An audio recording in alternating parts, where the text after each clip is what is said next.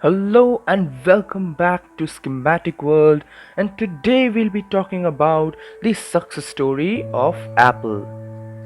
Apple, the company which recently made history by becoming the world's first trillion-dollar company on the 2nd of August 2018 by market capitalization. The company had seen quite a few downfalls after that, but had strongly reshaped itself to gain its position yet again. Apple has been considered as one of the most valuable companies since 2010, acquiring the foremost position of the stock market time and again since 2012. It would put up a definite fight with Exxon to keep that position alive. What makes Apple a true sign of success is its capacity to deliver highly popular products with kind margins for itself. However, not everything was as fancy as it seems upfront. Mistakes were made, overthrown CEOs, and many more have been a part of the success story. Welcome to Schematic World, a place where you tend to grow yourself. If you haven't already, do consider subscribing to my channel and clicking on the bell icon down below so that you never miss an update. And don't forget to read my blogs, the rate will be down in the description below. So without further ado, let's get right into the video. From Apple I to Steve Jobs. Apple has a great deal of history and origin that goes back to the first Apple computer, the Apple I, which was just a motherboard without a monitor or a keyboard to today's latest iWatch. Let's go through a brief walkthrough on how this path was actually created. Apple was founded by the wizards of tech back then, Steve Jobs and Steve Wozniak. Both of them started with the business of kit computers with Apple I.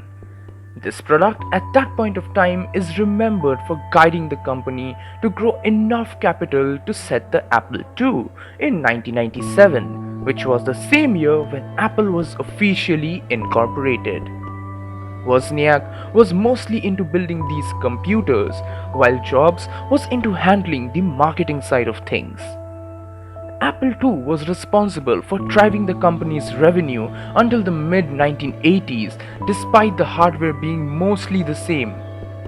Apple failed subsequently with the Apple III and Apple Lisa, as it could not catch on commercially. Despite the sale of Apple II, the company was seeing dark days during the start of the 80s. Apple took a huge leap forward with the release of the Macintosh in 1984. However, in the years between Apple II and the Macintosh, IBM had entered the race. Subsequently, Apple saw hard revenue drops from the Macintosh and internal struggles, which led Apple dismissing Jobs in favor of John Sculley. Jobs left Apple to work on Next Incorporation. Under the leadership of Sculley, Apple finally started growing its product lines. Sculley was a part of Apple as its CEO until 1993. During that time period, Apple had a considerably strong growth with the advent of new products like the laser printers, Macintosh Portable, the Newton, PowerBooks, and more. Apple had the products sell for a premium, and hence the results were strong financial margins for the company to grow. However, during that same period, computers running on Windows were selling for a much cheaper rates and serving a large consumer base than Apple. Apple seemed to be making money but was stagnating in their growth prospects. Apple's then CEO Michael Spindler and Gil Amelio had a miserable decline in their strategies, trying to turn heads from the widespreading IBM clones running Microsoft's operating system, Windows. Apple at this point of time had seeming to become old and outdated for their software, as Windows was setting an industry standard. Amelio tried to look into this problem of fixing their OS issues by buying Next Incorporation. Yes, the company which was run by former Apple's founder Steve Jobs. Second Chance CEO. Since the introduction of the Macintosh, Apple had greatly reflected or has been a reaction to the management style of Steve Jobs. Apple, with the Macintosh, was trying to create a simple yet enjoyable machine for the user. However, Jobs was set to create a user experience that would possibly convince a person to buy the Mac in the first place. According to Jobs, a truly revolutionary product could not depend upon the consumer's needs and wants because the consumer is incapable of judging the quality of the product until he or she is holding it. However, his thinking was way ahead of his time back in 1985. After Emilio was overthrown by Jobs in 1997, the hardware produced had slowly started to catch up with his vision for everything digital.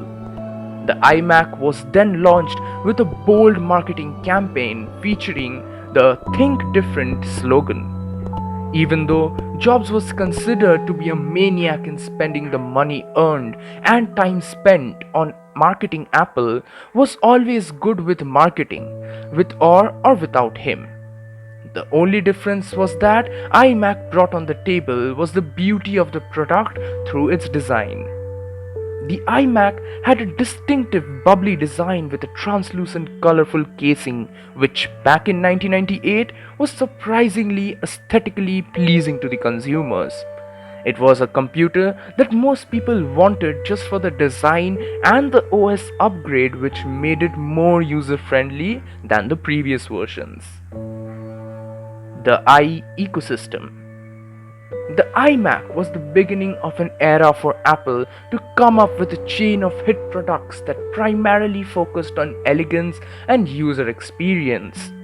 The lineup included products like the iBook, iPod, iPhone, iPad, and the MacBook. While the iPod became an MP3 player market destroyer, the iPhone revolutionized the smartphone world we know of today, and the iPad was just another excuse to use screen for better productivity. All these products had a convincing charm to be not only better in quality but also be better in design than its competitors. Jobs had a keen eye for design language and inculcated this language to the entire Apple culture. The other thing Jobs was more certain about was other than design was the ease of use. Small inculcations like the touch wheel on the iPod to the tapping icons on the iPhone made Apple stand out to be a simple and user-friendly company.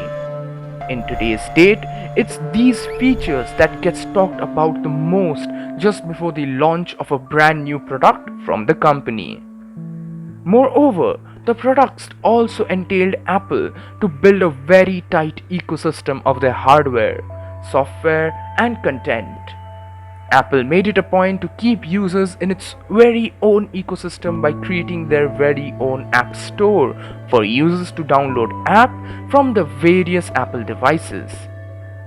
Being a new entrant to this market of software ecosystem, Apple made it a point to set the bars up high in the market for its competitors. Apple made a side profit by selling consumers the selections of movies, videos, apps, and even books, alongside the main income source, which would be through selling of their products. This ecosystem was what gave birth to people using Apple and never going away from it. What after Jobs? Steve Jobs was diagnosed with pancreatic cancer and he passed away in 2011. Serving as the CEO of the company, he turned the duty over to Tim Cook. Since that point onwards, Apple has seen great heights of success and has constantly emerged to become the greatest name in the tech community. However, enthusiasts complain of the lack of Jobs as the creative leader. Since his demise, Apple had turned to a more iterative approach for its tech releases than a transformative one. The major release of the post-Jobs era had been the Apple Watch. Without any new creative product ideas, Apple heavily relies on the sale of its iPhone for most of the portion to fuel its financial success. The innovation shown by Apple during Jobs had long gone for the post-Jobs era. Critics also point out that Apple lost the same enthusiasm by customers where when Apple Watch was launched, it did not create a overly big hit as the original iPhone launch did. Apple kept announcing the same iteration of their already existing products to keep the sales alive.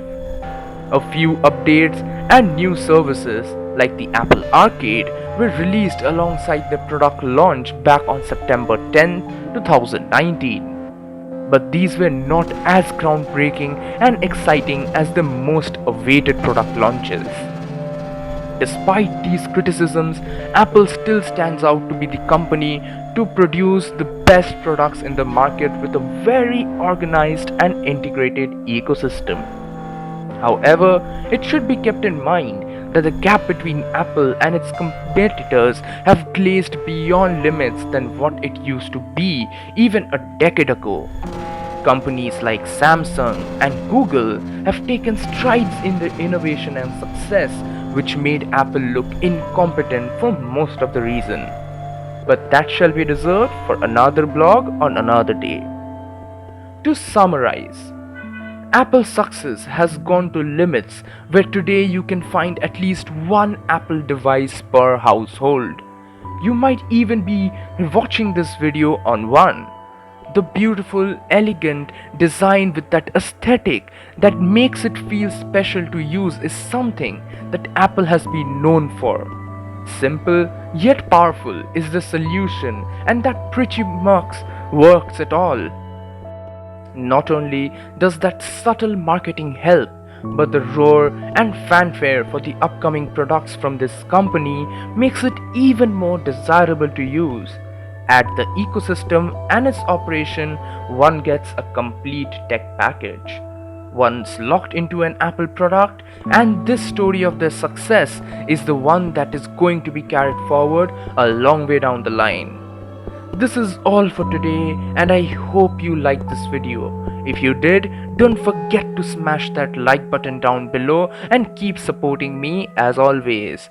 And with that, I'll be seeing you in the very next video. Thank you.